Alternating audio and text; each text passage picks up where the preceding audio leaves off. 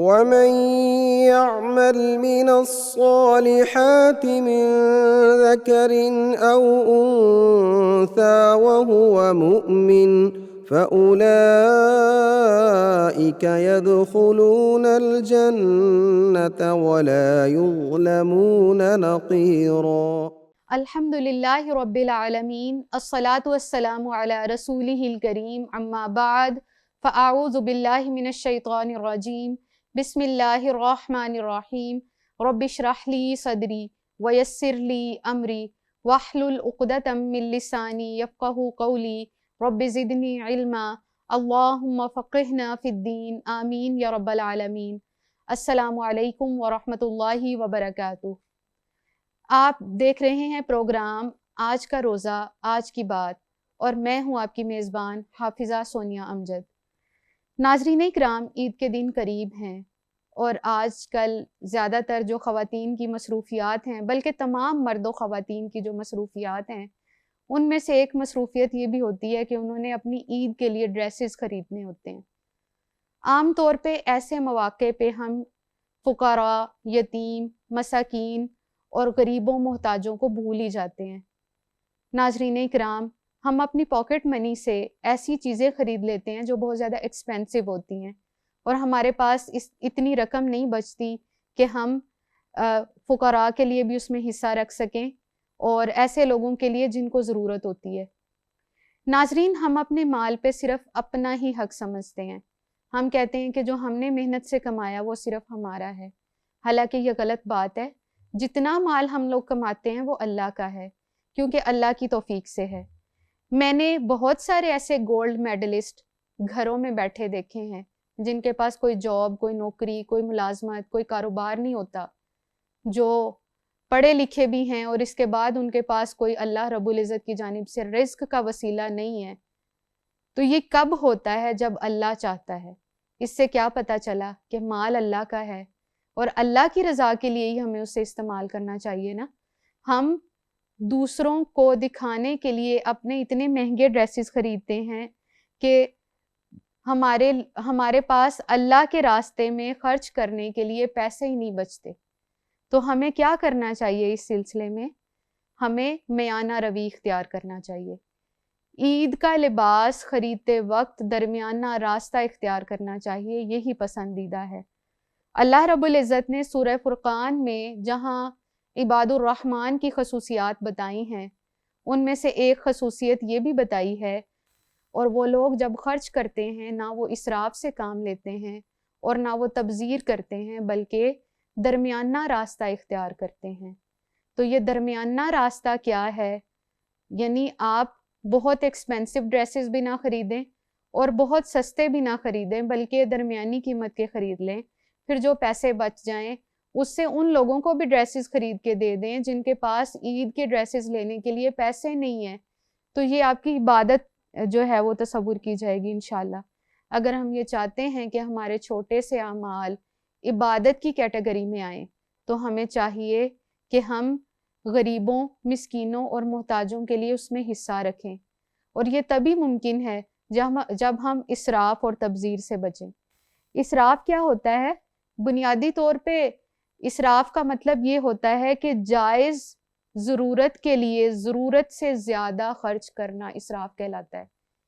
یعنی شادی ہے یا عید ہے، اس پہ جو آپ ڈریسز لے رہے ہیں، آپ 5-6 ہزار یا اس سے زیادہ قیمت کا ڈریس لے لیں، اور آپ کے پاس اتنے پیسے نہ بچیں کہ آپ کسی اور کے لیے بھی لے سکتے ہیں، اور وہ صرف اس وجہ سے لیں کہ لوگ یہ کہیں کہ یہ اس نے تو بڑے اچھے کپڑے پہنے ہیں۔ تو یا پھر شادی پہ یا عید پہ ایسی لائٹنگ کریں کہ بہت زیادہ لائٹنگ کریں جس میں آپ کے لاکھوں خرچ ہو جائیں، یہ بھی اسراف ہے، کیونکہ اس کے بغیر بھی شادی ہو سکتی ہے۔ اگر آپ لائٹنگ کم کرتے ہیں یا لائٹنگ نہیں کرتے تو وہ بھی شادی ہو سکتی ہے۔ اور اسی طرح عید کے دنوں میں اگر آپ کوئی ایسا خرچہ کریں جو کیے بغیر عید منائی جا سکتی ہے، تو بیسک چیزوں کی بات نہیں ہو رہی، بیسک چیزیں تو ہم سب نے خریدنی ہوتی ہیں، لیکن ایسی چیزیں جن میں اخراجات زیادہ ہوں اور غریبوں کے لیے کوئی پیسہ، کوئی حصہ نہ بچتا ہو، تو ہمیں ایسی چیزوں سے بچنا چاہیے۔ اس کے علاوہ ہمیں کس چیز کا خیال رکھنا چاہیے کہ ہمیں اتنا سستا بھی کپڑا نہیں خریدنا چاہیے کہ لوگ اس سے باتیں کریں. جیسے کسی شخص کے پاس مال و دولت موجود ہے اور وہ اگر اس کا اظہار نہ کرے تو اس کو بھی ناپسندیدہ قرار دیا گیا ہے. نبی اکرم صلی اللہ علیہ وآلہ وسلم نے ایسے شخص کے بارے میں یہ فرمایا ہے کہ اگر کسی کے پاس دولت ہو تو اسے اس کا اظہار کرنا چاہیے. یعنی وہ ایکسپینسو چیزیں پہن سکتا ہے لیکن ویری ایکسپینسو نہیں. آپ دیکھیں میں نے یہ دیکھا ہے کہ جو زیادہ ایکسپینسو لوگ پہنتے ہیں 50-60 ہزار کا بھی ایک ڈریس پہن لیتے ہیں. تو اتنا مہنگا ڈریس پہنیں گے تو پھر آپ کے پاس بھی بجٹ شارٹ ہو سکتا ہے. چاہے جتنے مرضی پیسے ہوں آپ درمیانے درجے کا سوٹ پہنیں اور باقی اخراجات کے لیے باقی پیسے استعمال کریں. جو بچتے ہیں ان کو غریبوں میں تقسیم کریں. اور اس کے علاوہ ڈفرینٹ قسم کے ادارے NGOs اور ہسپتال بھی وزٹ کریں. وہاں پہ جا کے دیکھیں کہ جو لوگ محتاج ہیں جو یعنی اپنی ضروریات نہیں پوری کر سکتے ان میں جا کے پیسے تقسیم کریں. عید کے طور پہ ان کی ہیلپ کریں اور اگر ممکن ہو سکے تو انہیں عید کا کچھ سامان لا کے دیں تاکہ ان کے لیے بھی آسانی ہو سکے. تو یہ چیزیں جو ہیں ہمیں ضرور اپنے ذہن میں رکھنی چاہیے. میانہ روی کے حوالے سے نبی اکرم صلی اللہ علیہ وآلہ وسلم کا یہ ارشاد ہے کہ کسی اہل قرآن کی عزت کرنا، کسی عادل حکمران کی عزت کرنا، کسی سفید بالوں والے کی عزت کرنا، یہ اللہ کے نزدیک اکرام کی علامات ہیں. یعنی اللہ کو یہ بڑا پسند ہے. یہ تینوں کام اگر کوئی انسان کرتا ہے تو اللہ کو وہ کام بڑے پسند ہیں. لیکن شرط یہ لگائی ہے کہ قرآن پڑھنے والا غلو کرنے والا نہ ہو، جفا کرنے والا نہ ہو. غلو کہتے ہیں کہ ایک شخص اپنے آپ کو قرآن پڑھنے والا یا صاحب قرآن کہے لیکن وہ قرآن کی کبھی بھی کھولنے کی زحمت نہ کرے، کبھی بھی اس نے قرآن کو کھول کے نہ دیکھا ہو اور نہ پڑھا ہو پھر بھی وہ یہ کہے کہ میں قرآن والا ہوں. جفا نہ کرنے والا ہو. جفا کہتے ہیں کہ قرآن پاک کو بالکل چھوڑ ہی دیا، قرآن سے کوئی تعلق ہی نہیں رکھا، یا اگر رکھا تو اس طرح سے کہ قرآن کے معنی مفہوم اور قرآن کے مطلب سے بالکل کوئی واقفیت نہیں، اس کو مخارج اور تجوید کے ساتھ بھی نہیں اس نے پڑھنا سیکھا، صرف سروں کے ساتھ تلاوت کرتا ہے. اس کو کہتے ہیں قرآن کے ساتھ جفا کرنا. اور یعنی قرآن کے ساتھ غلو اور جفا کرنے والا جو نہ ہونا، اس کے بارے میں یہ بات ہے کہ ایسے شخص کی اگر عزت کی جائے، عادل حکمران کی عزت کی جائے اور سفید بالوں والے کی عزت کی جائے تو اللہ کے نزدیک بہترین اجر کا مستحق انسان ہوتا ہے. اور ویسے بھی یعنی کہ سفید بالوں والے اور عادل حکمران کے بارے میں یہاں حدیث مبارکہ میں یہ ہے کہ یہ میانہ رو ہو، اور قرآن والے کے بارے میں بھی یہ ہے کہ میانہ رو یعنی درمیانہ راستہ اختیار کرنے والا ہو. اور فضول خرچی جو نہیں کرنی چاہیے، فضول خرچی کرنے والا شیطان کا بھائی ہے. اللہ رب العزت فرماتے ہیں ان المبذرین کانوا اخوان الشیاطین، بے شک جو فضول خرچ ہیں وہ شیطان کے بھائی ہوتے ہیں. اور آپ صلی اللہ علیہ وآلہ وسلم نے ہمیشہ ایسے شخص کو یعنی منع فرمایا ہے جو فضول خرچی کی وجہ سے اپنا مال جو ہے وہ ضائع کرتا ہے. اور فضول خرچی جو ہے انسان کو محروم کر دیتی ہے. فضول خرچ انسان کے پاس بعض اوقات اپنے لیے بالکل جو ہے وہ نہیں کوئی پیسہ بچتا، جس کی وجہ سے وہ محروم ہو جاتا ہے کیونکہ وہ ضرورت سے زیادہ خرچ کرتا ہے اور فضول میں اپنی جو رقم ہے زائد رقم اس کو بچا کے نہیں رکھتا، اس کو خرچ کر لیتا ہے جس کی وجہ سے اس کو نقصان اٹھانا پڑتا ہے. اس حوالے سے علماء کا یہ نقطہ نظر ہے کہ 4 چیزوں میں عام طور پر لوگ جو ہیں میانہ روی اختیار نہیں کرتے.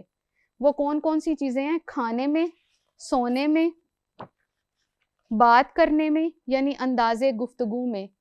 کھانے میں بھی میانہ روی نہیں کرتے. کھاتے ہیں تو ایسے کھاتے ہیں کہ جیسے زندگی کا آخری کھانا ہے، اس کے بعد ہمیں کبھی کھانا نہیں ملے گا. تو اس سلسلے میں ہم نے پہلے بھی پڑھا تھا کہ قلت طعام روزے کو بہتر بنانے کے لیے، روزے کو تقویٰ کے قریب لے کے جانے کے لیے ضروری ہے کہ انسان کم کھائے، کم سوئے تاکہ عبادت کی لذت کو محسوس کر سکے. جیسا کہ یہ آج کل قیام اللیل کے دن چل رہے ہیں کہ دن میں عام طور پہ انسان اپنے روزمرہ روٹین کے کام کرتا ہے اور رات کو قیام کرتا ہے، لیکن اگر افطاری میں اتنا زیادہ کھایا ہے تو پھر وہ قیام اللیل کیسے کرے گا.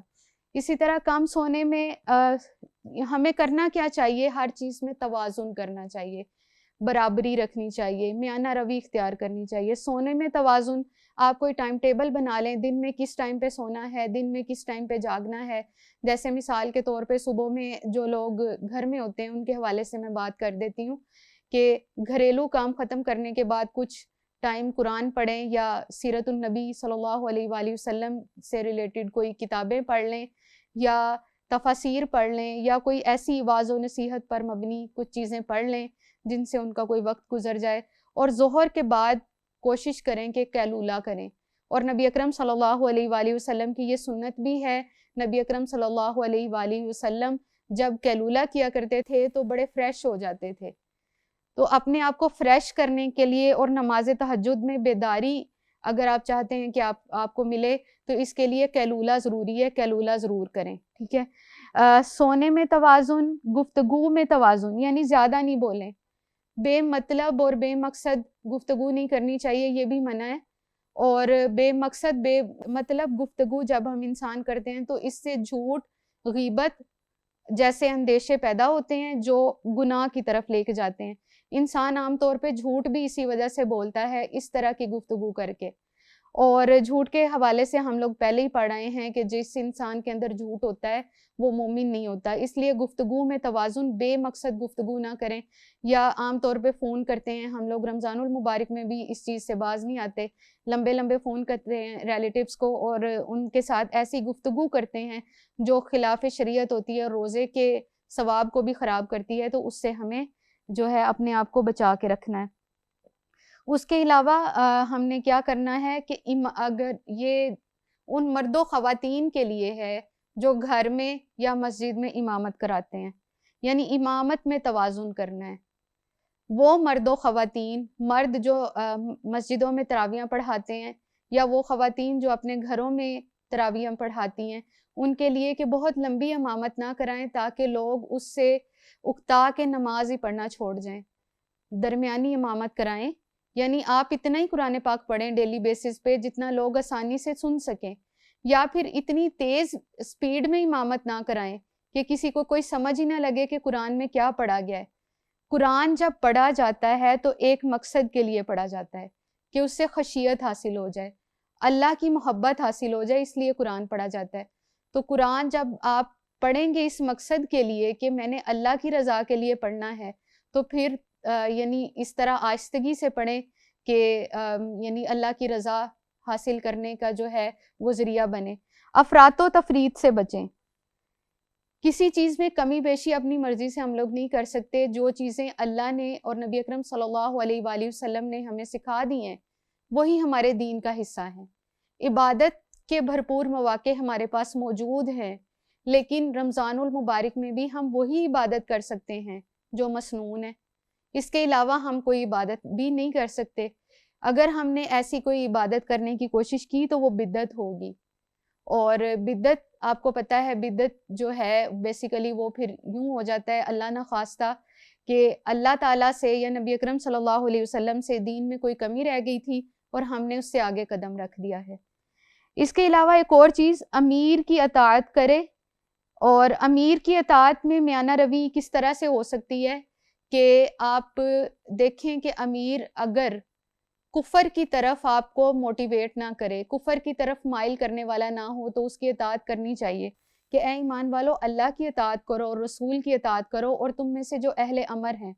لیکن اگر وہ شرک کی طرف آپ کو مائل کریں تو ان کی اطاعت نہیں کرنی، یہ حدیث مبارکہ سے ثابت ہے۔